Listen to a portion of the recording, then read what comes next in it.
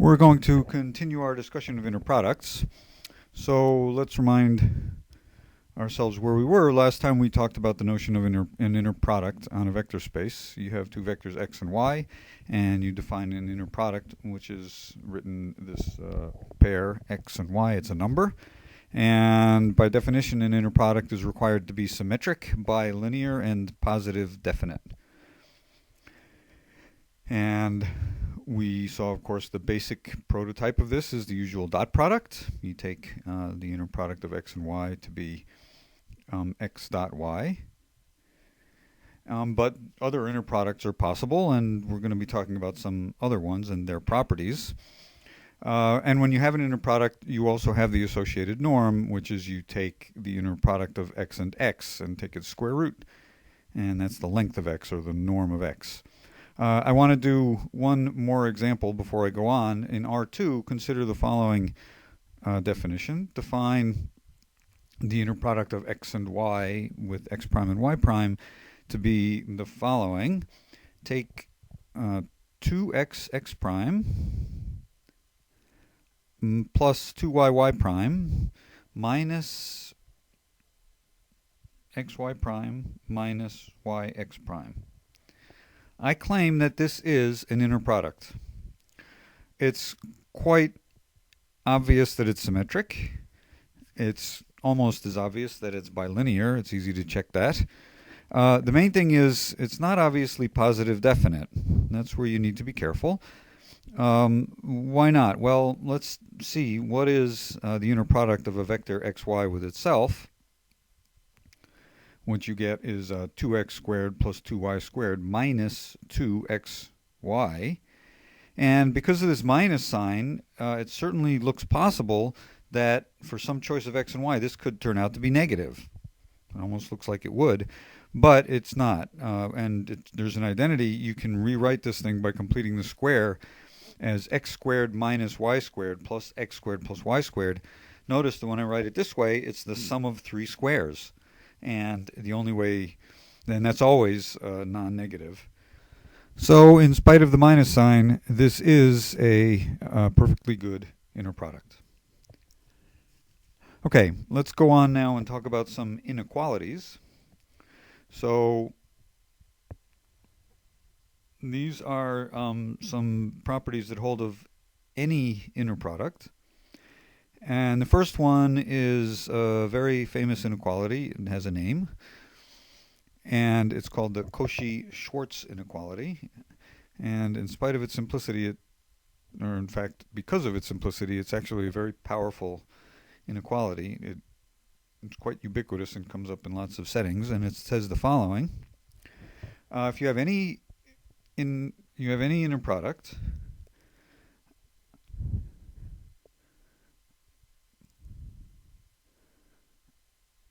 so we have a vector space V with an arbitrary inner product.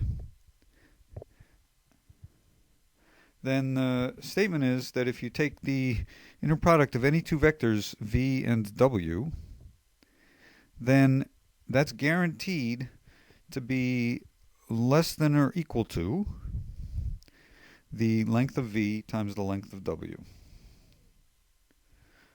All right. Now, the left-hand side is the the inner product of two things. It could conceivably be negative, in which case this would be obvious, because the right-hand side is positive. But in fact, it's even true if you put an absolute value on the left-hand side. The absolute value of this inner product is less than or equal to the length of V times the length of W. That is the Cauchy-Schwarz inequality. And here's not really a proof, but I'm going to call it that, or put it in quotes. And this is really how I recommend that you remember this inequality, because in the case of the usual dot product, it's just the law of cosines. So the law of cosine says that the dot product of V and W is the length of V times the length of W times cosine of theta. And let's compare this to this inequality that we have up above. Well, on the left-hand side is the absolute value of V dot W, and the right-hand side is the length of V times the length of W, and then this extra term is cosine theta. And of course, the absolute value of cosine theta is less than or equal to 1. That's the key point here. So this box in blue says that these two things up here, the v.w on the left-hand side and the product of the lengths on the right-hand side, they're the same up to this number of absolute value less than or equal to 1. So that says that you have this inequality in the Cauchy-Schwarz inequality. The left-hand side is the right-hand side times a small number. Okay, so let's look at a simple example. Let's take v to be 1, 2 and w to be 3, 4 and use the usual inner product. Then 1, 2 dot 3, 4 is, well, let's see. It's less than or equal to the length of 1, 2 times the length of 3, 4.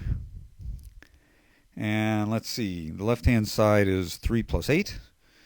And the right-hand side is, let's see, the square root of 5 times the square root of 25. Is that true? Let's see, the right-hand side is 5 radical 5. So I'm claiming that 11 is less than or equal to 5 radical 5. Gee. Well, let's square the left hand. Let's square both sides to check. I'm claiming that 121 is less than or equal to 25 times 5, which is 125. There you go. It's true, but not by a lot. It's useful inequality because it's subtle. It's not obviously true, but it's true. Here's another example. Let's again in R2. Let's actually specialize just like the previous example, take v to be 1, 1 and w to be any vector a, b. Then I'm claiming that the dot product of 1, 1 and ab is less than or equal to the square root of 2 times the square root of a squared plus b squared. And let's see, the left-hand side is a plus b. So let's see.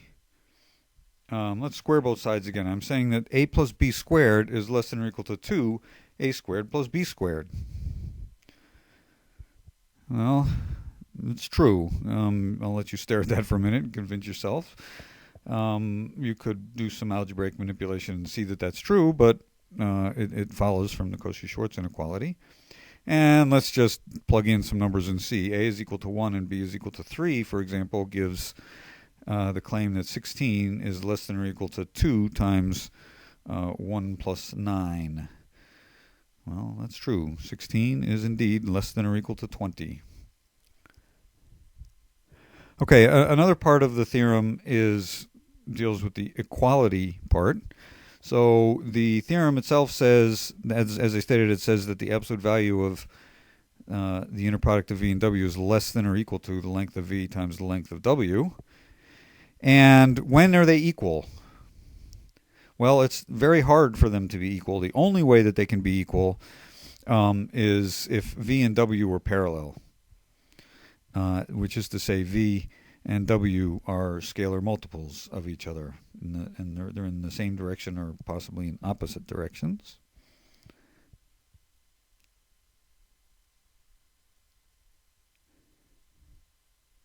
And well, let's see. Let's just check if you take two vectors that are multiples of each other, and you take their inner product, well, the c pulls out, so you get c times vv, and that pulls out with an absolute value. So the left-hand side is the absolute value of c times the inner product of v and v. The right-hand side is what? Well, it's the length of v times the length of w, which is c times v. And that's the length of v, and the length of a multiple pulls out, the c pulls out with an absolute value.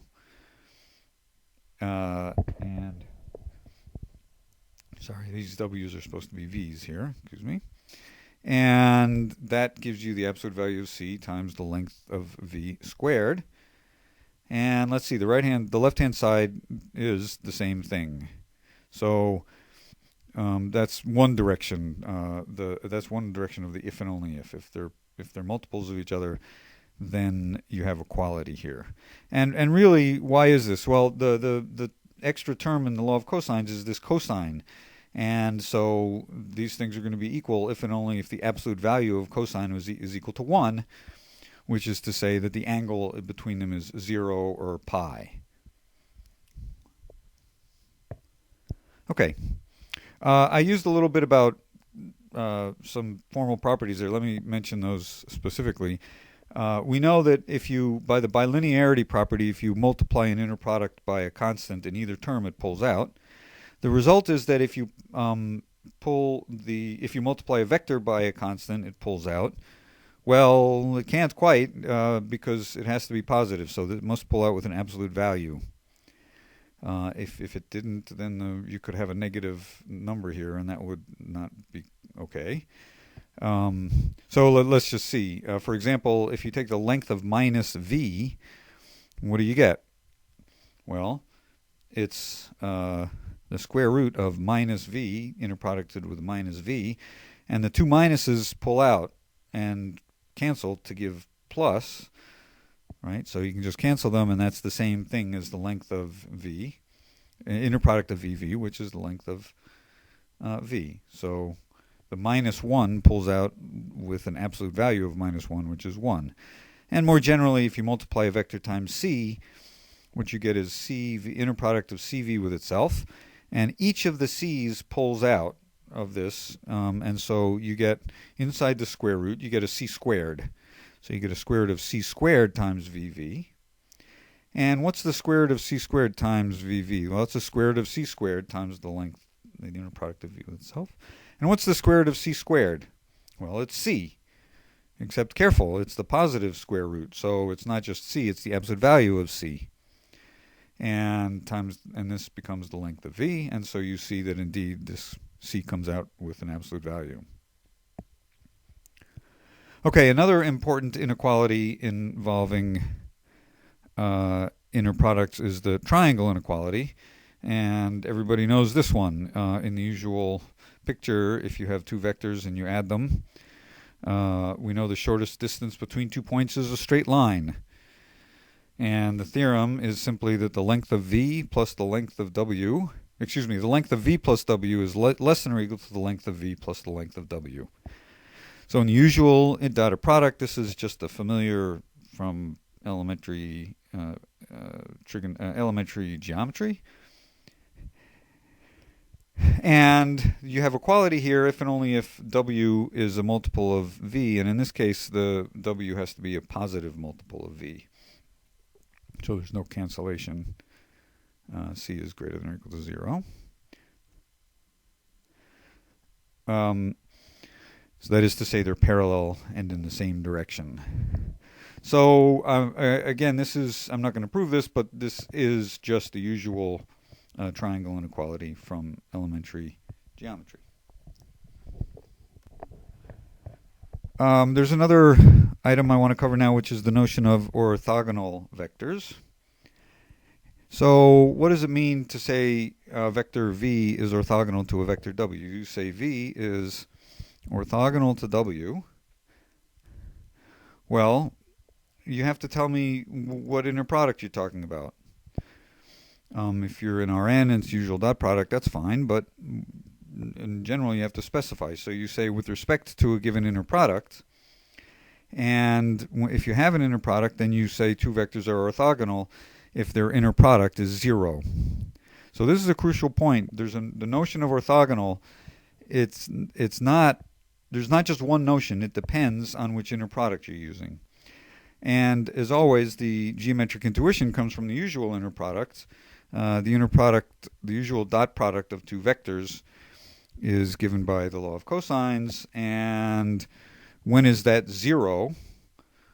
Assuming that v and w are non-zero vectors, that's when only if the angle is 0, and that is to say it's plus or minus 90 degrees, which is the usual notion of orthogonal, and sometimes we'll write v is perpendicular to w like this, and this is the picture that we have in mind.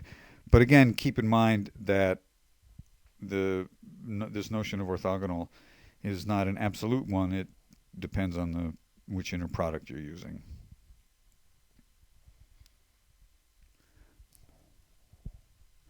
Okay, now I want to talk a little bit about norms. So remember, if you have an inner product, v and w, that gives rise to a norm, which is you let the norm of v be the square root of the length, the square root of the inner product of v and v with itself. Well, we're going to do the usual abstraction business here. Let's just define an abstract norm as follows. It's something which has the following properties. So you have a vector space, and to have a norm on the vector space, never mind the inner product, it's just, you just want a map which takes a single vector to a number. V goes to the norm of v, which is a scalar. And what does this thing satisfy? Well, it's greater than or equal to 0. The length of any vector is greater than or equal to 0, and it's equal to 0 if and only if the vector is the 0 vector. That's the usual positivity condition. And another property of, if the norm comes from an inner product, it satisfies this property, that if you multiply a vector by a scalar, it pulls out with an absolute value. That's called homogeneity. And another property of a norm that arises this way is the triangle inequality that I mentioned just a few moments ago. And the point is that we're going to use this as the definition of a norm, which doesn't necessarily come from an inner product. So these are the properties that a norm satisfies, which are important regardless of the fact that it arose as with this formula, the norm of v is the length of the inner product of v with itself. Okay, so the picture is the following.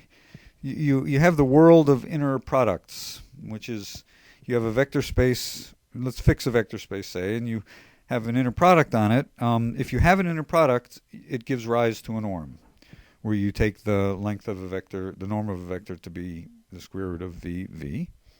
So there's a sort of a map from inner products to norms, but now here's the crucial point. Not every norm comes from an inner product. So the notion of norm is of interest in its own right, even though independent of the world of inner products. And we're not going to talk too much about this, but the basic concept is important, so I'm going to mention a couple of standard examples. And this is really the key example. So let's just work on Rn. So the standard inner product, of course, and the standard norm is the dot product, and with the dot product, the norm is the square root of x1 squared plus xn squared.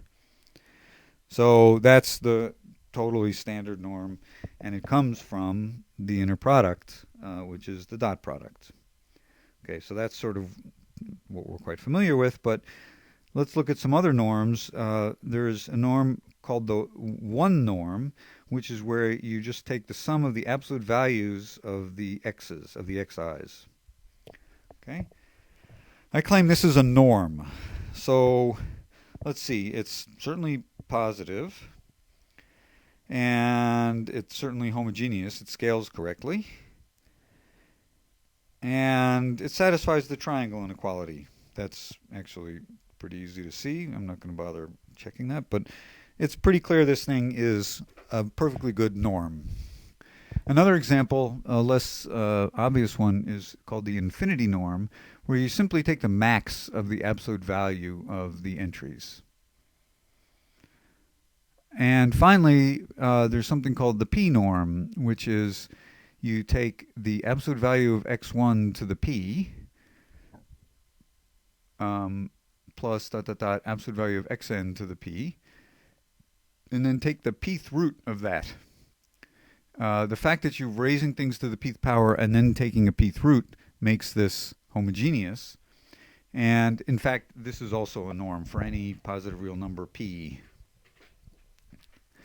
And the only one of these which comes from an inner product is p equals 2, which is the first case, the usual inner product. So that's the key point here. There's a whole family of norms given by these different p's, including 1 and infinity. But the only one of them which is special, which comes from an inner product, is the usual one, which is p equals 2, which comes from the dot product. And there's an infinite dimensional version of this, which is quite important. I'm just going to mention this briefly. Take the continuous functions on the interval 0, 1, and take the p norm of a function to be the integral of the absolute value of f of x to the p, and then take the pth root, just like before. So this is like a continuous analog of the p norm that I had a few moments ago. This leads to the theory of LP spaces, and this is a very important concept in linear algebra and functional analysis. We might talk about it a little bit, but since I'm staying away from infinite dimensional vector spaces, I probably won't say much more. Okay, one final thing I want to say about norms is the notion of a unit vector. So suppose you have your vector space with an inner product, and